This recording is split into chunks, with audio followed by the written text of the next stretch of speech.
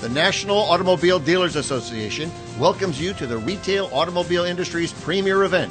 This is NADA TV, news coverage of the annual NADA Convention and Expo, featuring reports of the events, exhibits, key speeches, and meetings for Friday and Saturday, February 8th and 9th. Welcome to NADA TV Orlando. Steve Rondinero reporting. Here are the events, issues, and stories we're covering in this edition of NADA TV. The cost of manufacturer-mandated facilities image programs remains a top issue. A new study will be released at this convention. Congress passes a permanent estate tax solution. What does that mean for dealers? NADA TV takes you behind the scenes in Washington as the Kansas Auto Dealers Association makes the rounds of congressional offices. All that and more coming up on NADA TV. While the fiscal cliff compromise left a lot of budgetary loose ends, one issue of special concern to dealers was resolved: the estate tax. NADA TV's John Spiropoulos reports from Washington. Through literally thousands of dealer visits to members of Congress over the years, the message has been clear. We need a permanent estate tax solution. Senator Dan Wilson, Collins and Fargo. It will protect dealership jobs and ensure economic growth. NADA Chairman Bill Underreiner repeatedly stressed that with home state Senator Max Baucus. He really reminds me all the time that I've hit him up about is the estate tax. And he says, oh, here's Bill again. I'm sure he's going to be talking about the state tax. New Mexico dealer Don Chalmers, chairman of NADA's Government Relations Committee, led the effort to get a permanent estate tax solution. We're not the only association, we're not the only sort of business that was very interested in that, but we were one of the lead businesses, most influential to make this a reality. NADA's legislative staff supported the dealer message in person, in print, and video to the news media, members of Congress, and the executive branch of 3 administrations. Action was needed in 2012 because the estate tax law had a sunset provision and was due to expire at the end of the year. We were very happy with where we ended up because of where we were headed if we didn't do something. Had Congress not acted when they did at the very end of 2012, on January 1, dealers would have faced a 55% rate and a $1 million exclusion. That would have occurred automatically as a result of this sunset. Going forward, we do not have that threat anymore because the estate tax that we have now is permanent. The law that we have now is permanent. I don't believe it would have happened without NADA and David Reagan's staff working hard. 2 key provisions of the new permanent law: a $5 million exclusion and a top rate of 40%. And I think this is a much better foundation for dealers to plan for in the future. Another plus, the $5 million exclusion is adjusted for inflation annually. That will expand the benefit of that exclusion every year automatically. Congress doesn't have to act in order for that to occur. It is an automatic inflation-adjusted formula. The legislation also includes the all-important benefit of stepped-up basis. The stepped-up basis, which is a key part of planning for estate tax purposes, the stepped-up basis is now permanent law as well. Business people can deal with something that is permanent, that we know it's not going to change. This is in law, won't change. It gives us a baseline. A baseline and a framework for the kind of estate planning important to family businesses. A great number of our dealerships are family businesses, and it's very important for all of those dealerships. The dealer's message led to a favorable outcome and widespread recognition on Capitol Hill that the terms of the new law protects jobs and promotes economic growth. And that attitude could lead to more positive change in the future. We have very broad bipartisan support in Congress for continuing to work on estate tax reform. In Washington, John Spiropoulos, NADA TV.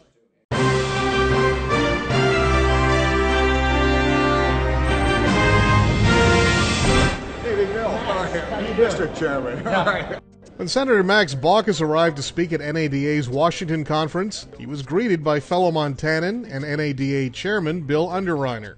They first met at the Montana Centennial Cattle Drive of 1989 and share an affinity for horsepower, old and new. Senator Baucus has been a friend to the Montana auto dealers for many years. On several different occasions, I personally have asked him to support bills that would help us dealers, and he has always gotten the job done. Most importantly, I consider Max a friend of mine. Please join me in a warm welcome for Senator Max Baucus.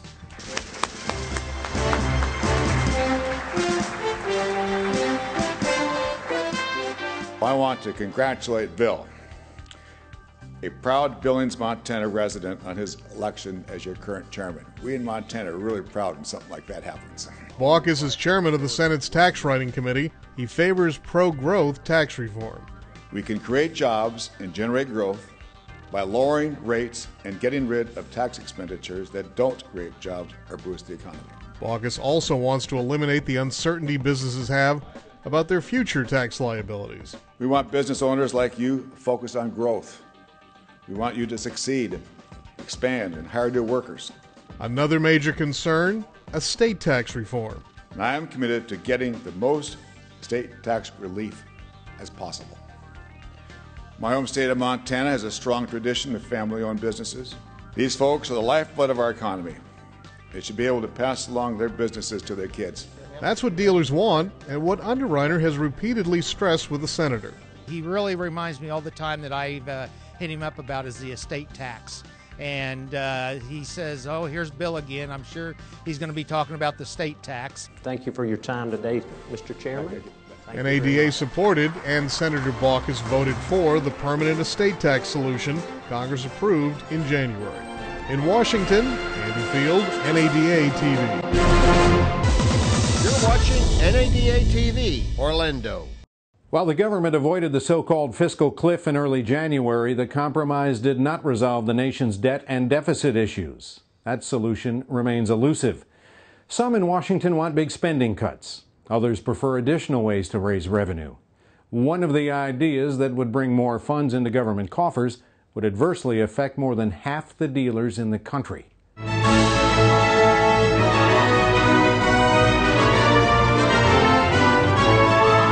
Thousands of jobs at Main Street auto dealerships are at risk if Congress decides to raise money by repealing the LIFO accounting method.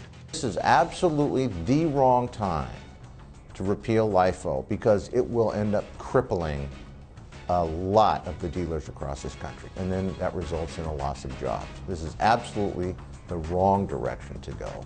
LIFO is shorthand for last in, first out.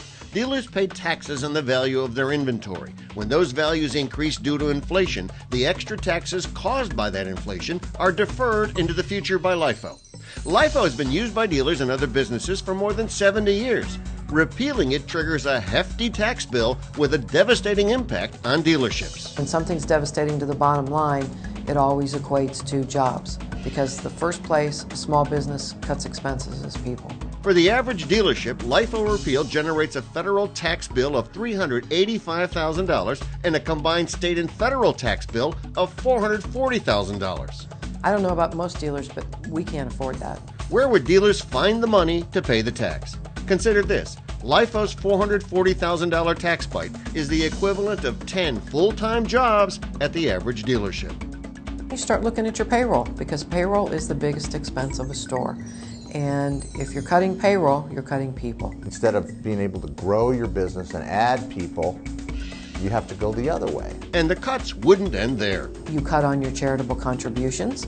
You cut on the Little League. They would have to reduce their advertising. All that trickles through the economy. A LIFO repeal would hurt. Significantly hurt. It hurt everyone. The Reichart family operates a high-volume dealership in Columbus, Ohio. We've always been a high-volume dealer, and we've always collected a huge amount of inventory and had large amounts of LIFO. It's a huge issue for us, and will continue to be large.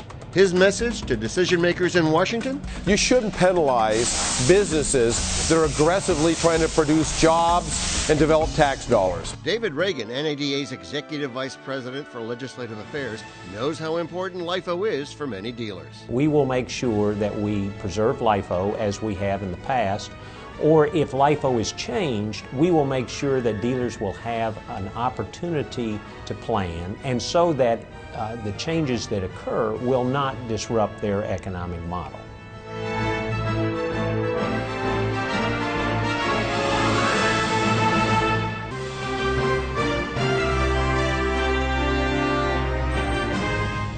Hey, stranger. How are you? Good to see you. I am just fine. How are you? Representative Lynn Jenkins, a CPA by trade and now a second-term congresswoman, leads a group of Kansas dealers back to her office. Later, the dealer group meets with Kansas Representative Mike Pompeo, first in his class at West Point and a small businessman elected to the House in 2010. Talks then shift to the Senate, beginning with Jerry Moran.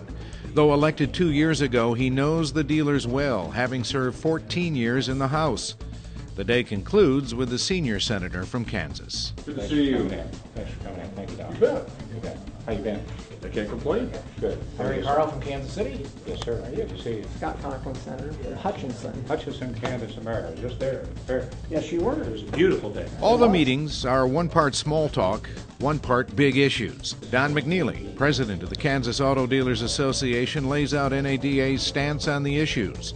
Dealers offer follow-up support with real-world experiences. In terms of our Kansas delegation, everyone was on board with the NADA legislative priorities. I think the dealers have a great story to tell, and I would encourage every dealer to bring their elected officials into their dealership, let them meet their employees, and tell their story. It works. Oh, it does. There's nothing like Main Street businesses communicating what's important to their elected officials.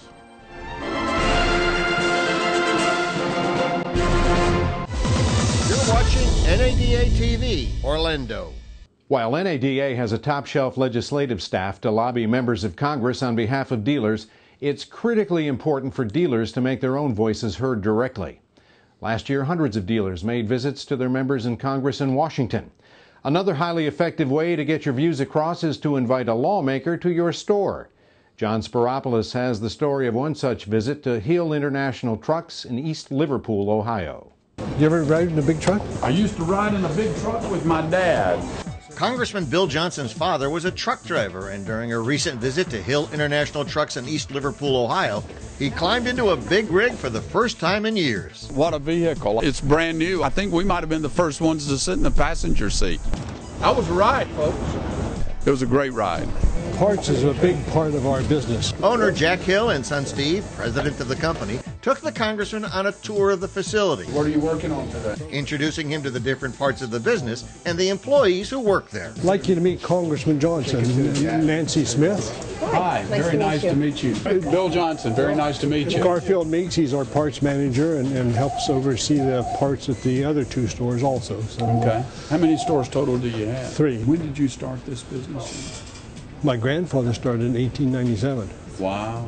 As a farm hardware store, selling farm implements and hardware for the farmers and so forth. And that's all that's all my dad ever did, and that's all I've ever done. The business now employs 185 people and has an annual payroll of $7.6 million.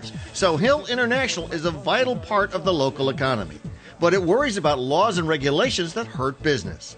Those concerns, key issues on ATD's legislative agenda, were discussed after the tour.